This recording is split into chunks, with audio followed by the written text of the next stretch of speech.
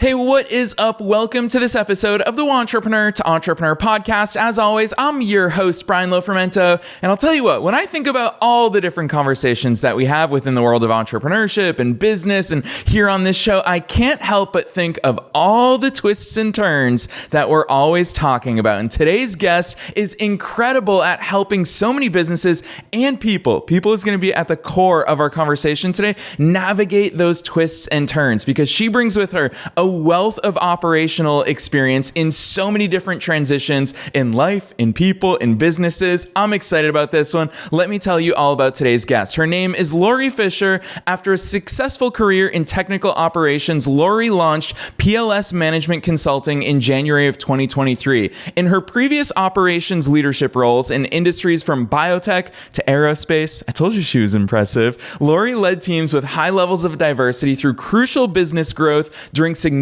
junctures of industry-wide importance. These crucial moments helped her find her thinking, and through the PLS framework, Lori shares her efficient and powerful employee engagement, collaboration, and management approach. Her learning, research, and knowledge-sharing lifestyle continues to amplify outcomes. If you're a small to medium-sized business, reach out to Lori. You're going to hear so much of her expertise today. We're going to learn so many ways to expedite the exchange of ideas within our teams and amplify individual and group access to options and opportunities, and most importantly, achieve step-ahead outcomes while simultaneously increasing employee job satisfaction and retention. I'm personally super excited to learn from Lori here today, so I'm not going to say anything else. Let's dive straight into my interview with Lori Fisher.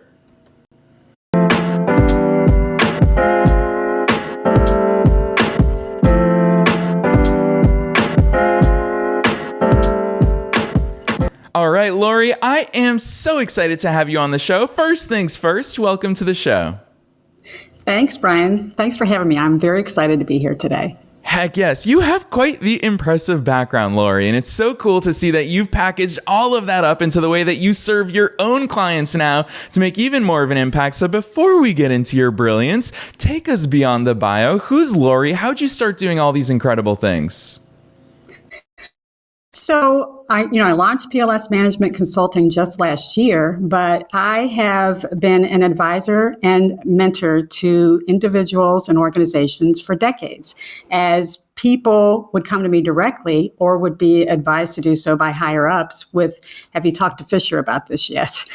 Because I was an expert at complex problem resolution and had a reputation for finding a path forward that would leverage the problem to, enhance thinking, improve processes, and strengthen key account relationships. So, with that, I was, those moments, those fulcrum moments would propel me to critical and strategic interfaces that would further influence my, my ability to impact the business.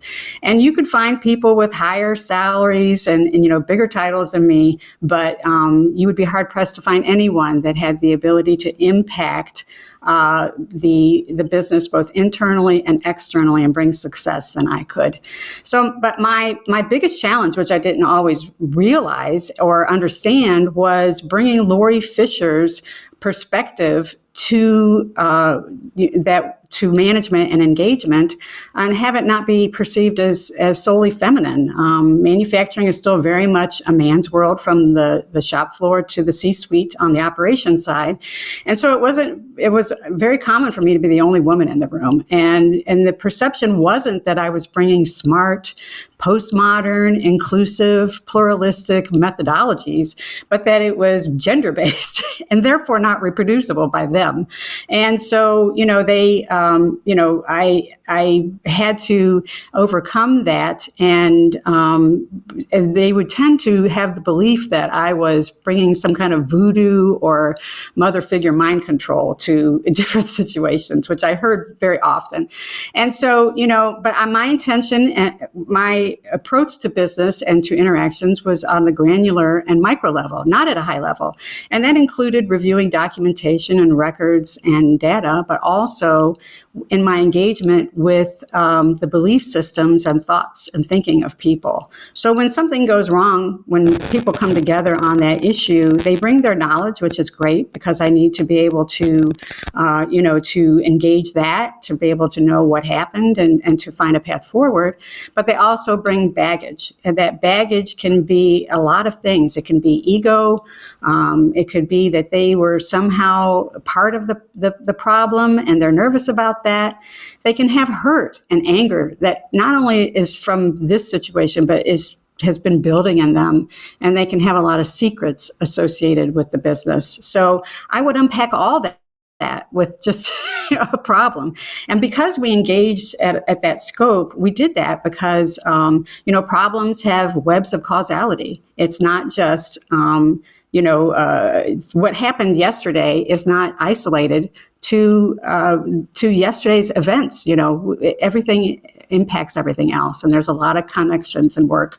So, we would engage on this broad scope, and a lot of times it could get pretty animated. That is something that a lot of businesses find as uncomfortable ground. But if you're not engaging with employees to the point at which they have emotion, and they express that, you're probably not learning everything that you need to know about the business. Teddy Roosevelt said that people don't care how much you know until they know how much you care. And that's how I went about engaging with people. And because it was bidirectional, I was rewarded for engagement and they were rewarded for engagement. It took away the restrictions on sharing information. And then in the year 2000, I came in contact with and encountered the teachings of Dr. Derek and Laura Cabrera of Cornell University. And they teach a systems thinking methodology called DSRP. And I was immediately turned out. I mean, it changed my life and the way that I approach interactions and thinking about things.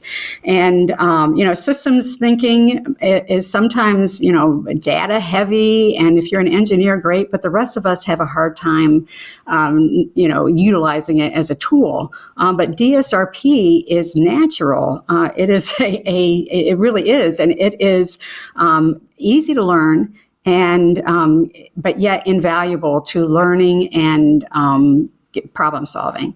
And so real quick, DSRP, which has since evolved into Thinking Up at Cabrera Lab U, it is something that tells us that thinking is not something we do, but something we get from applying 4 simple rules. That's the distinctions, systems, relationships, and perspective rule. And DSRP also tells us that if we are aware of these rules and we practice them and do cognitive moves that help us learn more about how we see things and see more than what we would have before, we can actually get better at thinking. We can increase our thinking quotient, So it's just like going to the gym and doing reps to get your body to be able, starting with low weights and work into higher ones. You can get your body into shape and, you can be better able to execute. The same thing is true of our thinking. And so with this, practical, easily teachable methodology, I applied it right away and I was extremely successful at it. And then, I realized that I now had a way to be able to convey my powerful engagement and collaborative approach to management and could easily train others on how to do it. So, things worked out in my life to where I could take my hand to entrepreneurship and focus on those things that I enjoyed doing. You get tied up into a lot of task work with operations, so I could, be more creative and really get to the meat at which businesses need to start focusing their efforts these days, and that is on engaging employees because it's so important. And so I learned a lot about web design and that kind of stuff, and here I am. That's what brought me to today. Yes, I love that overview, Lori, because one, I think it really shows how logical your brain thinks. You have such a really acute skill at looking at a situation and dissecting it and really making it digestible to whether it's employees, whether it's teams, whether it's business owners, or whether it's right here in today's episode. I so appreciate that skill of yours. And it's so cool to me to see how quickly you bring up some of these key words that I want to go deeper into. You already mentioned problems. Obviously, those are the starting point for solutions to come to fruit. But the other thing that you said, and I want to go deeper here, is you mentioned webs of causality. And when I think about that, I worked in healthcare for about 10 months before I went full-time as an entrepreneur. This was right after I graduated from college. And in healthcare, they always talk about don't treat the symptom, treat the cause. And Lori, it's a heck of a lot easier to talk about this in theory because so many of us, we do just treat the symptoms. When we get a cold, what do? We buy medicine that will stop us from coughing, but that doesn't actually help the underlying cause of all of this. So Lori, how do we go about finding these webs? How do we go about finding these root causes? Because it's something that you're incredibly adept at, having done it so many times, but we get blinded by the craziness of what we're facing. Yeah, so the biggest thing to understand is that we make a lot of assumptions at work. We do a lot of, so there's buzzwords everywhere, culture, values, and we as human beings, we have our own definition of what those things are. And so in every situation, we have to understand what exactly is going on. And to do that, we have to dissect it and we have to create a shared mental model. I have to have an understanding of what you see as what the problems are, and I have to convey them also. And what we tend to do, there's a couple of things in thinking that happens, and that is, first of all, that mental model that I explained. We do not look at the world directly. We have a mental model that filters what we're looking at. And then with that comes a lot of bias. There's different kinds of bias. Cognitive and confirmation bias are the big ones.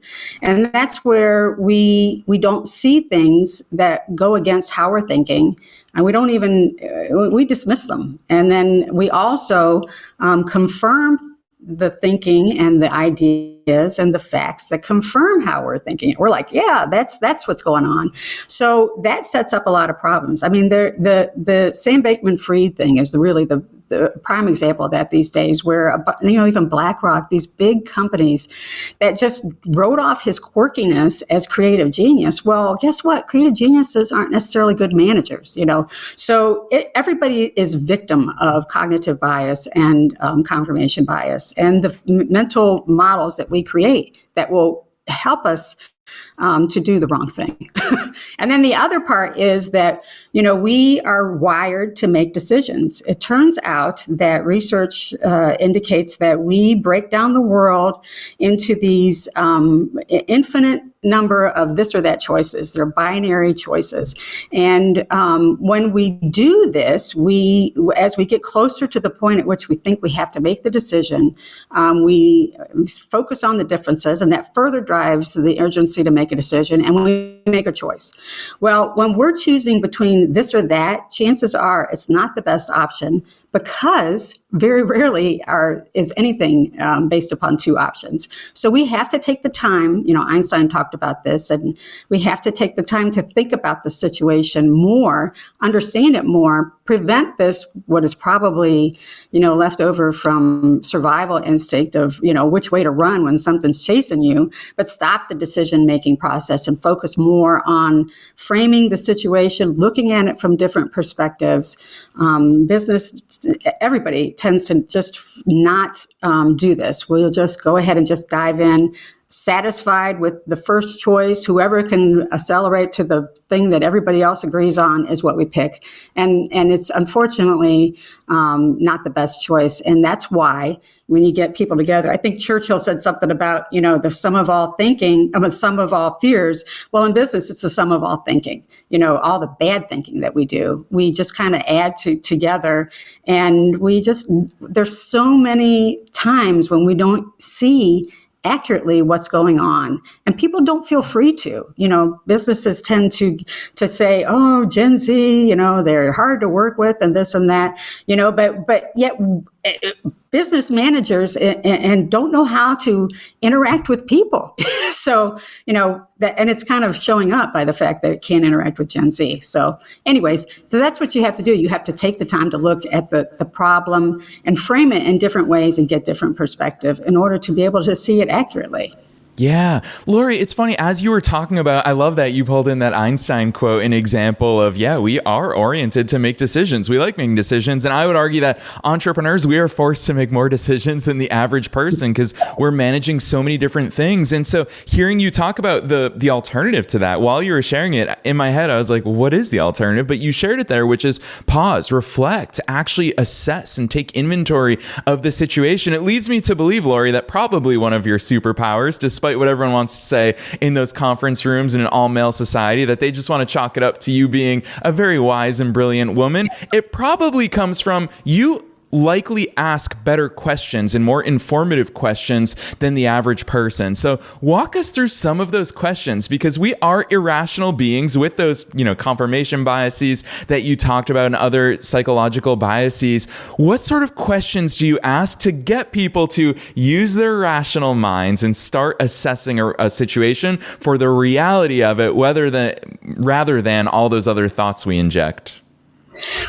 So DSRP provides a lot of questions that we can ask. For instance, the D is distinction. So what is this and what is it not? And it's important to go to that level of thinking, because when we start listing the things that it is not, we're creating a boundary between what we're going to include and what we're not going to include. So, when we go through that scenario, sometimes we find out that our definition is not broad enough, and we need to include other aspects of the idea or concept in order to include these things that we say are not part of it but should be.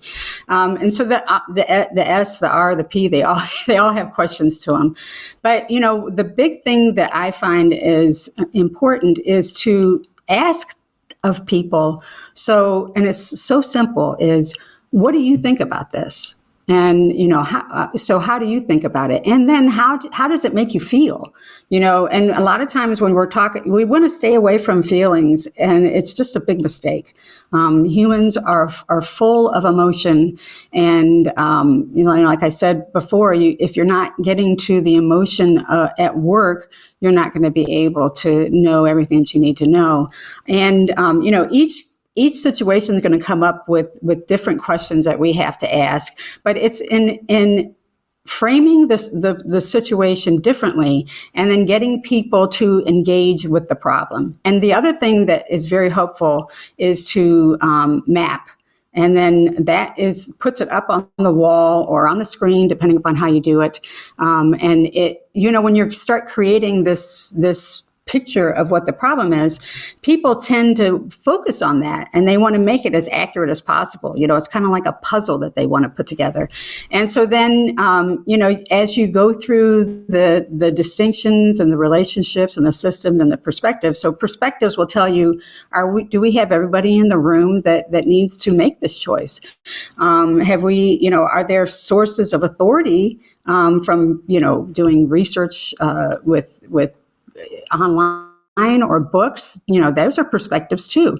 So, it's just making sure that the discussion continues until we have it framed in a fashion to where we really feel like we've identified what the issues are.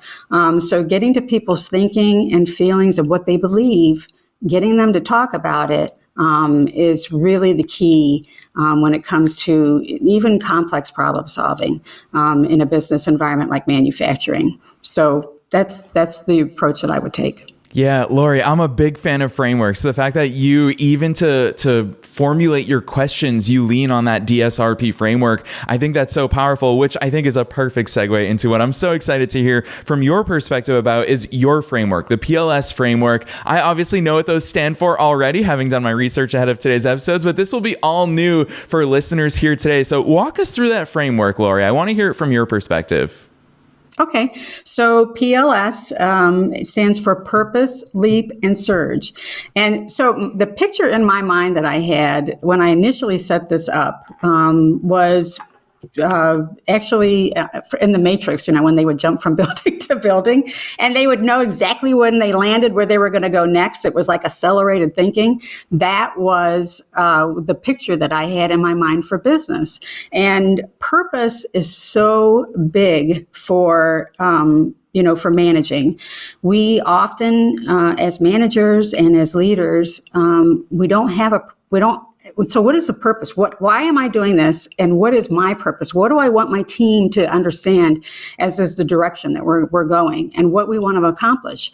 If you don't set those boundaries in place and that vision, something that's going to, engage them, it just kind of could be leading them even in the wrong direction.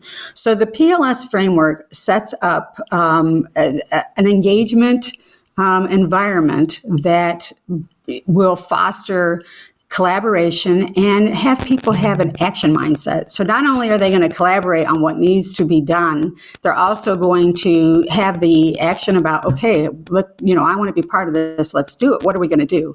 And so what it involves is, first of all, what we do is we want to take advantage of, we want to recapture some time in business that's slow. And those are times when we're in ideation or strategizing, when we are in meetings. 50% of our time sometimes is spent in meetings, and they're often non-productive and have huge decision makers at them. We have managers and other employees that are highly connected within the organization and are constantly interacting with people. And that is a time when if those people knew what to do, they could, catalyze other action, make their job easier, make the people that they're coming in contact's job easier. And then we have transition points, those times in which we are changing direction, whether, it could be a crisis. It could be that we need to go into a different market. Or we're going from plans to execution. So these are all points at which the PLS framework, can facilitate productivity and reclaim hours that we just lose all the time. And that comes from setting up an environment that allows for the generation of options. It gives people access to options, not only from individually, but on a group basis. And that comes from having a zoom in, zoom out approach, the micro investigation that I talked about, where DSRP allows us to be able to, look at things as in what are their parts and also the context in which they are. So we're going to look at all of that. And then we establish, thought constructs that speed up the access and sharing of information. And this becomes familiar ground to us. One of the things that I always correlate it with is, fabricating buildings. When you have prefab structures, you can increase the speed at which a building goes up by 40%. And the same thing is true if we have things that we can fall back on that provide us a structure and a template to, investigate, and it's familiar ground for us, and we can use it in any context. And that's the last part of it is pluralism and universality. So we want to have a situation where we're inclusive in everything, in thoughts, people. We want to be not be a purist, but a pluralist. So a blended approach is the best way while we keep the uniqueness of the business. And then the last part of that is a universality. Think of it as direction, not detail. We don't want to give people exact instructions as to how they're going to act. We want them to be able to, think on their own, get opportunities either individually or as a group or couple or whatever, and take action on it. So those things all combine in the PLS framework to allow businesses to define their purpose, and then also to leap, to move on, and then surge from the next point, already thinking about where they're going to land and how they're going to surge the business from there. All from people thinking more and thinking deeply about the work that they do. Yes, I love that overview, Lori. I so appreciate you sharing that with us. And it's something that you're preaching to the choir here. I think that so many of us really, we harp so much on this show about being strategic, being intentional. Right. And so much of that comes from orienting your sails in the right direction, not just letting the wind choose whichever way it's going to blow you. But I'm going to call this out because I'm so excited to see the way that you handle and navigate us through this question, because hearing you say so much of this, I would argue that a lot of Fortune 500 CEOs would deceptively say, well, Lori, we do all this. This is something we are exceptional at, because they think their leadership is better than it is. And all of us, I'm not throwing anyone under the bus, is that coming back to us being irrational. For example, you directly called out meetings are mostly non-productive time. And so a lot of us, we still have meetings because we think that they're productive. So knowing that we are irrational beings, knowing that we mess this stuff up, not in theory, but in the way that we execute it, why is it so hard to get this stuff right, Lori? Where is it that us finicky humans get this stuff wrong?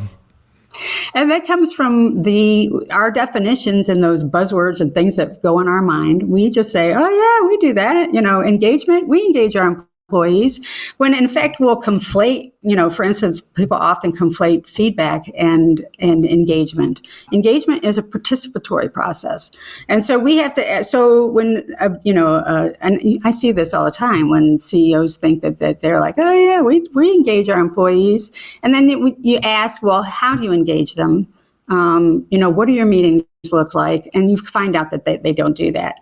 So we have to realize that cognitive bias that we have keeps us from looking at things objectively. And so we have to step back and, make the map, the system map I was talking about, and lay out what's really going on. What are the parts of engagement that we have? What does that look like?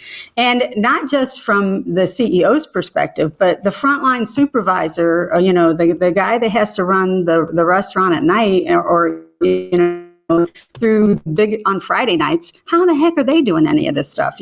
So we have to look at things from different perspectives, challenge what we see are the parts of something, and that will allow us to be able to see and justify whether we have, the thinking that's correct or not. And the other part of it is, so, what are the results of this engagement that you have going on, in your collaboration? Where is that evident? And a lot of times you get a lot of silence and stuff. So, it's amazing how often we make assumptions about definitions and distinctions in our heads, and we just assume, and we go from, and it's just from. Sometimes I don't even think we're engaging appropriately. We just say that we do that thing. So, like I said, look at so how do we engage? How, what are the aspects of engagement? What are the parts of engagement in our business and collaboration?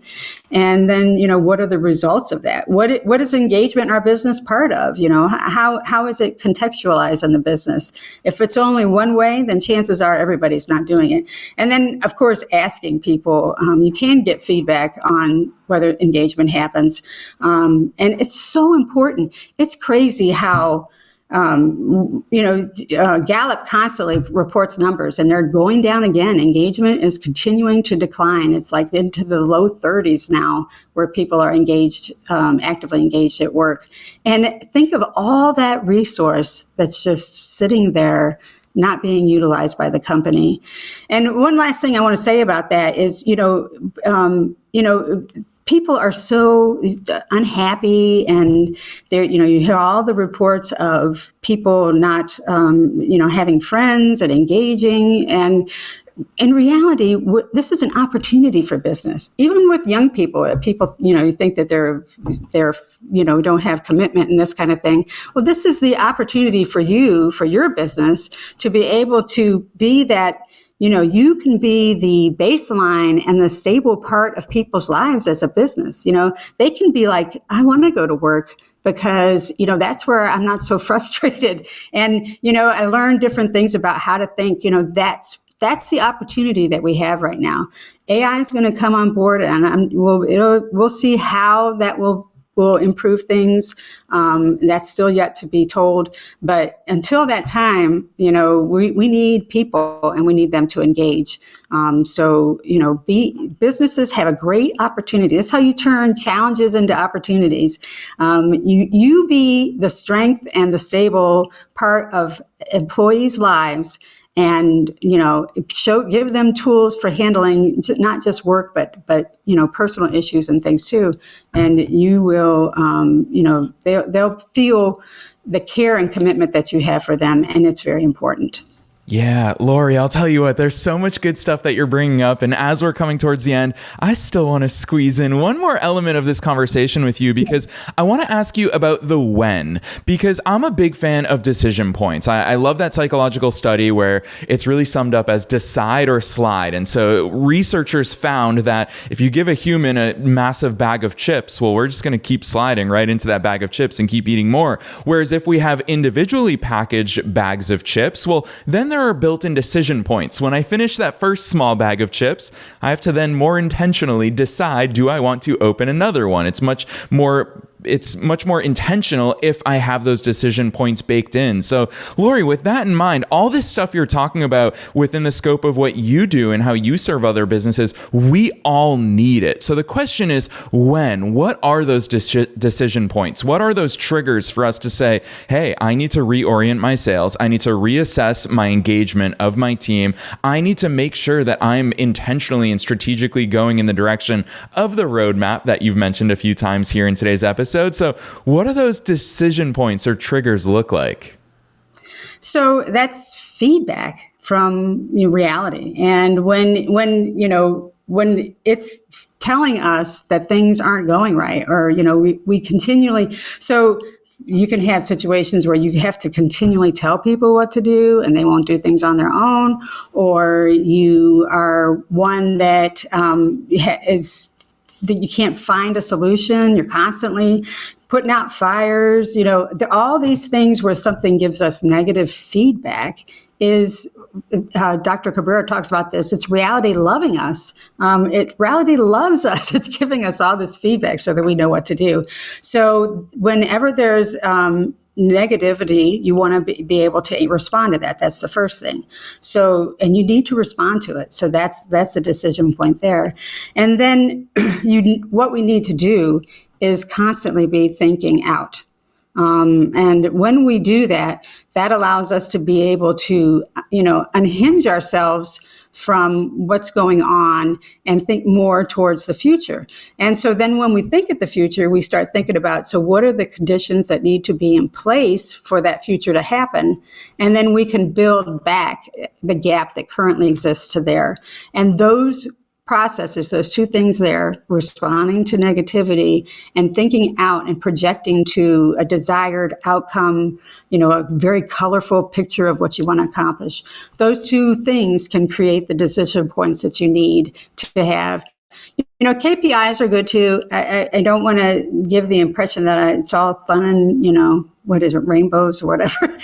You need KPIs to give you feedback to what you're doing. So if you've set that by a certain time frame that you would have, this many clients or this much revenue, and you don't, that's, again, reality giving you feedback. So those are the three things that I would suggest. Yeah, I love that, especially because I feel like we have a tendency in business to talk about feedback, to talk about metrics, to talk about all of these things, but we don't always fill in that afterwards gap of using that as an active exercise for us to take inventory, for us to go a little bit deeper into the meaningful work that we need to do to actually facilitate growth, to facilitate engagement. So I love that perspective you've given us. Lori, at the end of all of these episodes, I always ask this broad question, and I never know which way guests are going to take it, and that is, what's your one takeaway? For listeners tuning in, I feel like they got so much homework from you because you think about business, you think about operations, you think about team and engagement so much differently. And it's a way that we all should aspire towards. So with all of that in mind and all the homework listeners will have to do, what's that one takeaway that you hope they walk away from today's episode with?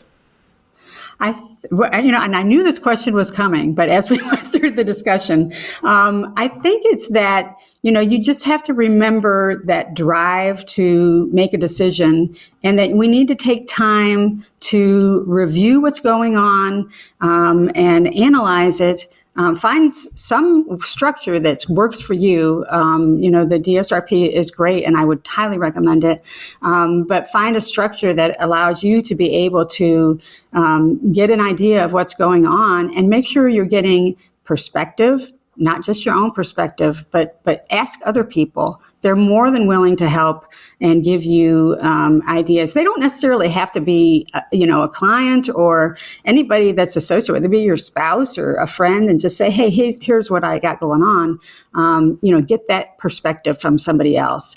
And so that's what I would say. Remember those mental models that we all have, and that we don't look at reality directly. We're looking at it through a filter that's going to keep us from understanding what's going on. So that would be the thing that I would suggest that everybody do. Yes, structures and external perspectives, two very valuable pieces of advice. And for me, you make my life easy, Lori, because I want to sing your praises on your website. I love how much content you're putting out there. When we talk about structure, you've got blog posts, you've got a specific page about engagement and collaboration, a specific page about collaborative leadership. There's so many resources, not just information on your website, but real resources for people to leverage even more of your perspective than obviously we had some time with you here today, but they can go deeper down all the great stuff that you're putting into the world. So drop those links on us. Where should listeners go from here?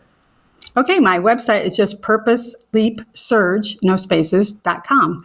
And if you're interested in DSRP, go to cabreralab.org. They're an adjunct of Cornell University, so they have a lot of research and available. But purposeleapsurge.com, take a look and reach out to me if I can help you. Yes, listeners, you already know the drill. We're making it as easy as possible for you to find all of the links that Lori just mentioned, as well as a link to her personal LinkedIn. If you want to reach out to her and continue the conversation, her business website is at purposeleapsurge.com. You'll find that link down below in the show notes. You can click right on through. You don't need to memorize it. So Lori, on behalf of myself and all the listeners worldwide, thanks so much for coming on the show today. Thanks, everyone. Thanks so much.